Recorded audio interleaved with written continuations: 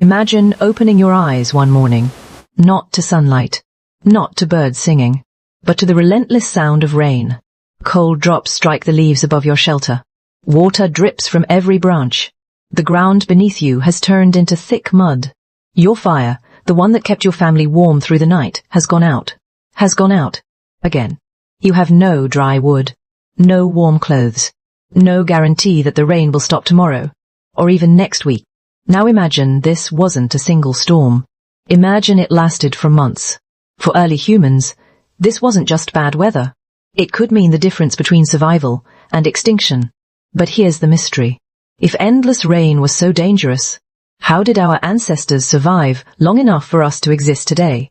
Around the end of the last ice age, Earth's climate became increasingly unpredictable.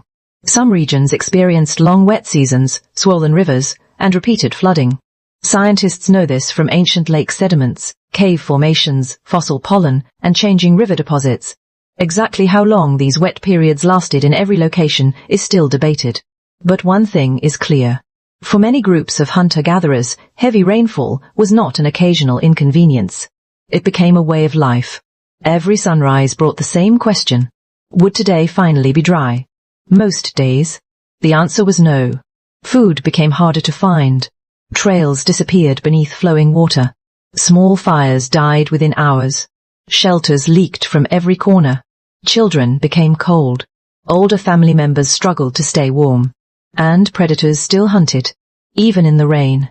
At first glance, it seems impossible that anyone could survive under these conditions. Yet archaeological evidence tells a different story. Human populations did survive. Some even expanded into new environments.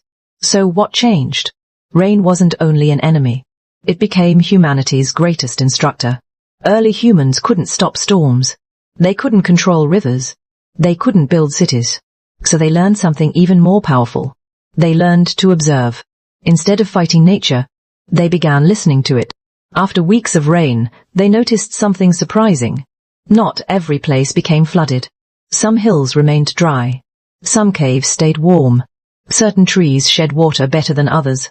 Animals seemed to know exactly where to go before the heaviest storms arrived. That wasn't luck. It was information. And information became one of humanity's greatest survival tools. Families began remembering which valleys flooded first, which rocky ledges stayed dry, which caves collected dangerous water, and which ones offered safe shelter. Knowledge slowly became as valuable as food. Parents taught children. Grandparents shared memories. Every storm became another lesson. Every mistake became another chance to survive. Without realizing it, early humans were building one of the world's first survival libraries, not written on paper, but stored inside the human brain. But one challenge refused to disappear. Fire. Keeping a fire alive during endless rain may have been one of the greatest daily struggles prehistoric families faced. Without fire, there was less warmth, less protection, less light, and fewer safe ways to cook food. Some archaeologists believe ancient groups may have carried glowing embers inside protected containers rather than creating a brand new fire every single day. Others think people constantly searched for naturally sheltered places where flames could survive longer. The exact methods likely varied between regions, but the goal remained the same. Never let the last flame die, because relighting a fire from scratch, especially in soaking conditions, could take precious time and energy. Time-hungry families often didn't have. As storms continued, one small spark became more valuable than almost anything else. A burning stick wasn't just fire. It was warmth, safety, cooked food, hope, and perhaps the reason an entire family lived to see another sunrise. But fire was only the beginning, because while humans were struggling to protect a single flame, the forests themselves were beginning to change. New plants appeared. Animals changed their paths, and early humans discovered that the rain wasn't only reshaping the land, it was quietly reshaping humanity itself. As the weeks turned into months, the rain transformed the entire landscape. Rivers carved new paths, forests became quieter, some animals vanished, while others appeared where no one had seen them before. To survive, early humans had to notice something remarkable. Animals almost never wandered without reason. Herds often moved toward higher ground before major floods. Birds abandoned low trees hours before powerful storms. Even insects disappeared from places that would soon be underwater. For people paying attention, nature had become an early warning system. Instead of seeing animals only as prey, they began seeing them as teachers. Hunters learned that following fresh footprints sometimes led not to food, but to safer campsites. Over generations, this quiet observation became instinct. Modern indigenous communities around the world still preserve similar knowledge, reminding us that careful observation of nature can be as valuable as any tool. The rain also forced people to rethink shelter. A flat clearing that looked perfect during the dry season could become a swamp after days of heavy rain. Families slowly discovered that location mattered more than size. A small shelter beneath the right rocky overhang could outperform a much larger shelter in an open valley. Branches were layered to help water run away instead of collecting overhead. Stone walls reduced wind. Natural caves offered protection, but only after people learned which caves stayed dry and which flooded without warning. Every successful shelter was another lesson written into memory. There were no architects, no blueprints, only generations of trial and error. That process of learning, observing, adapting, teaching, became one of humanity's greatest evolutionary advantages. But perhaps the greatest survival tool wasn't fire, or shelter, or even knowledge. It was cooperation. One person searched for dry wood. Another repaired the shelter. Someone watched the children.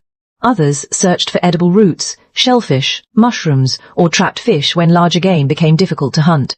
No single individual could master every challenge alone. But together, a family became far stronger than any one person. Anthropologists believe this deep cooperation helped shape the social bonds that still define humans today. Sharing food wasn't simply kindness. It increased the chances that everyone, including the youngest and oldest, would survive until better conditions returned. Rain didn't just strengthen, it tested trust. And communities that worked together were often the ones that endured. Something unexpected happened. After generations of living through relentless rain, humans stopped treating every storm as an enemy. Instead, they began recognizing opportunities hidden within it. Fresh rain filled streams with fish. Wet soil made certain edible plants easier to find. Predators sometimes struggled to track scent through heavy rain. Footprints revealed which animals had recently passed. Storms also reduced the risk of wildfires, creating safer places to camp in some environments. The same rain that destroyed yesterday's plans could create tomorrow's opportunity. That shift in thinking changed everything. Instead of asking, how do we defeat nature? Early humans slowly learned to ask, how do we work with it? That simple change may have become one of the defining traits of our species. Today, when rain interrupts our plans, we step inside a warm home. We switch on a light. We dry our clothes with machines. It's easy to forget how extraordinary those comforts truly are. Thousands of generations before us faced storms with little more than stone tools, shared knowledge, and one another. They could not control the weather, but they learned to understand it. They could not command nature, but they learned to live within it. And perhaps that is the real story of human evolution. It wasn't simply about becoming stronger. It was about becoming more adaptable, more observant, more cooperative. Every storm taught a lesson. Every generation passed those lessons forward. And somewhere in those endless seasons of rain, our ancestors discovered a truth that still matters today. The greatest advantage humans ever developed wasn't sharper weapons or larger brains alone. It was the ability to learn from the world around us and change with it. Because survival has never belonged to the strongest. It has always belonged to those willing to adapt. And that ancient lesson still echoes every time the rain begins to fall.